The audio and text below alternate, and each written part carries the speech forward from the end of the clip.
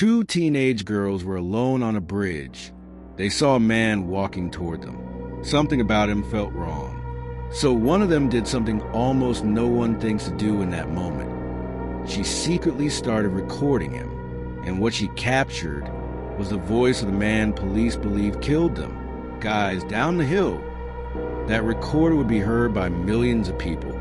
But here's what makes this case disturbing. It still took years to arrest anyone. In a small town where nothing ever seems to happen, where people leave their doors unlocked, and where everyone recognizes familiar faces, the idea of something truly evil feels almost impossible. Delphi, Indiana is that kind of place. Quiet streets, close-knit community, the kind of town where kids grow up together and parents don't think twice about letting them go out for an afternoon walk. But on February 13th, 2017, that sense of safety disappeared. Because that afternoon, two girls went out for a walk and never came back. It was an unseasonably warm day for February. Not quite spring, but just warm enough to melt away the heaviness of winter. The kind of day that makes you want to be outside. Liberty German, known as Libby, was 14 years old. Abigail Williams, Abby, was 13. They were best friends. The kind of friendship that didn't need effort. It just worked. They laughed easily, trusted each other completely. And like most teenagers, they documented little moments of their lives on their phones. That day, they made simple plans. They asked for a ride to the Monon High Bridge Trail, a well-known local hiking area just outside Delphi.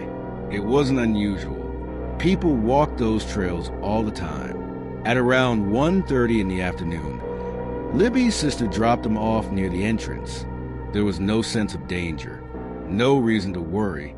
Just two friends stepping out onto a trail for what should have been a normal afternoon.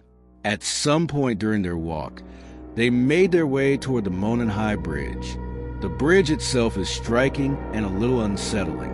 Old and narrow, suspended high above the ground, with uneven wooden planks, some missing entirely. Crossing it requires careful steps, balance, attention. It's not a place you rush through. At 2:07 p.m., Libby took a photo of Abby walking ahead of her on that bridge. In the image, Abby is mid-step, focused on her footing, surrounded by the stillness of the landscape. It looks calm, peaceful, ordinary. But what the photo doesn't show is that they weren't alone. Somewhere on that bridge, there was someone else. At some point after that photo was taken, Libby did something that would later become both haunting and incredibly important. She started recording. We don't know exactly what made her do it. Maybe it was instinct. Maybe it was a feeling she couldn't explain. But whatever it was, it made her take out her phone and capture what was happening. The video is short, grainy, unsteady, but in it you can see a man. He's walking toward them on the bridge. His hands are in his pockets, his head slightly down, his pace steady, not rushed, not hesitant, just approaching.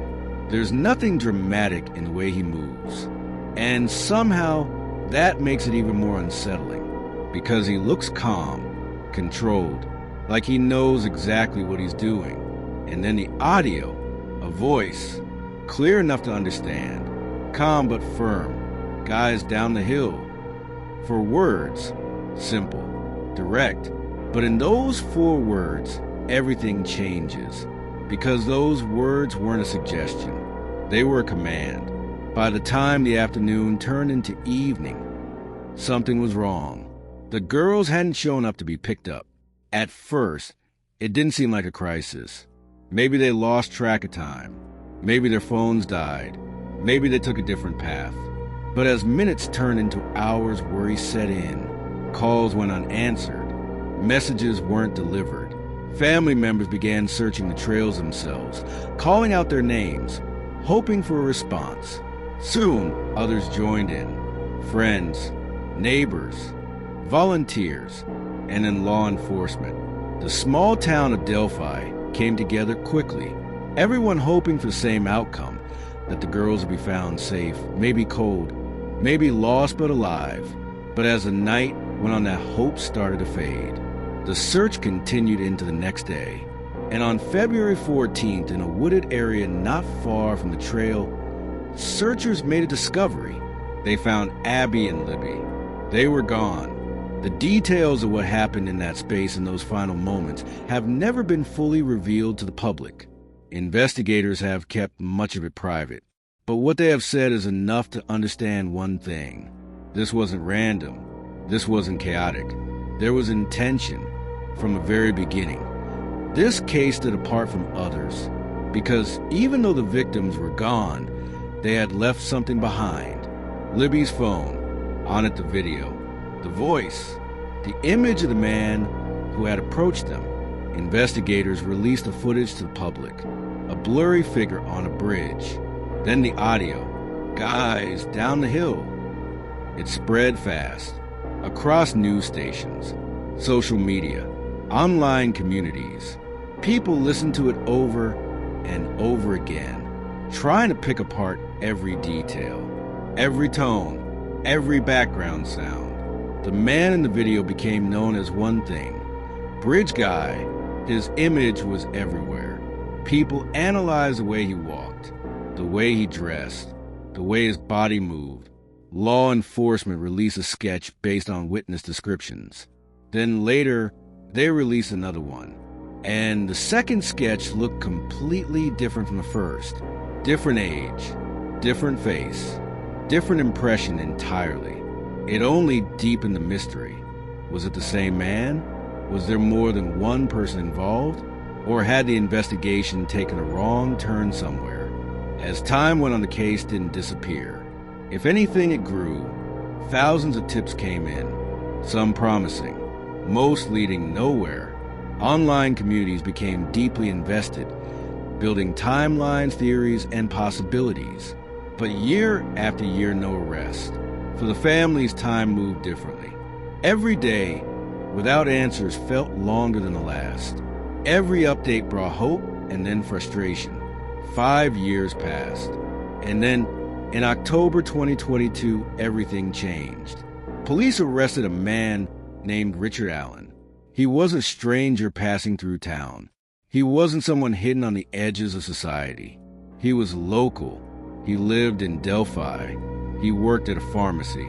By all outward appearances, he was just another face in the community. And that's what made it so unsettling. Because Richard Allen had been on the trail that day. He had told investigators that himself early on. He admitted he was there. And yet, somehow years went by before he was arrested.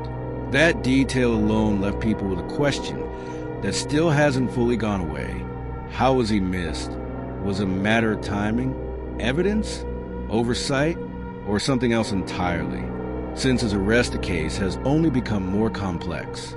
Court documents have revealed pieces of the puzzle, but not the full picture. There have been mentions of confessions,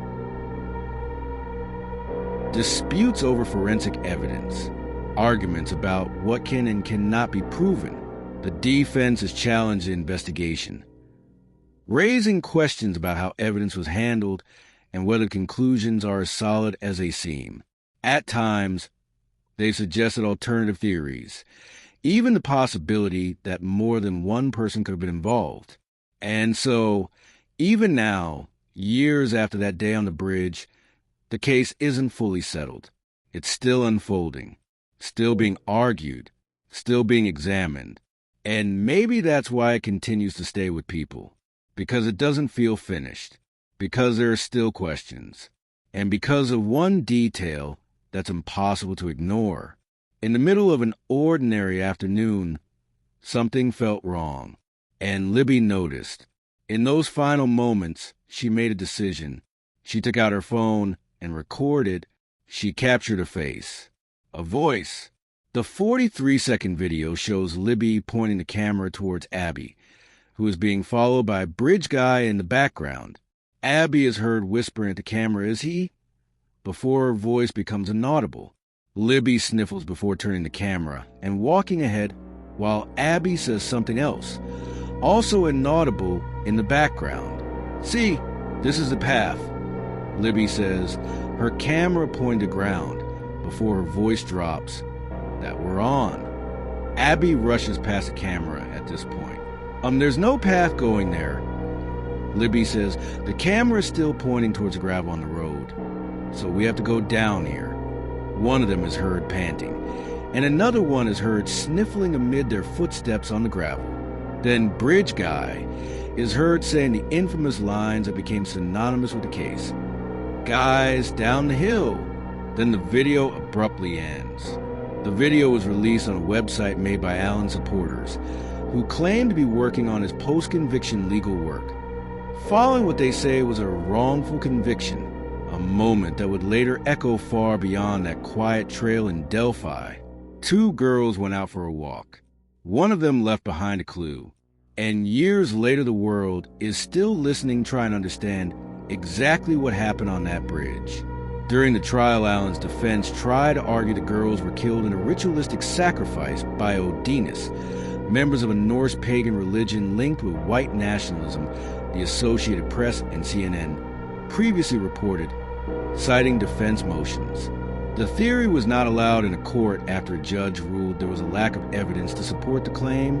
Per court records, Allen led an unassuming life and worked at Delphi's only CVS store until 2022, when he was charged and convicted with 130 years in prison, without parole for February 2017 kidnapping and double murder of teens Liberty, Libby German, and Abigail Abby Williams. There's something about this case that doesn't let go.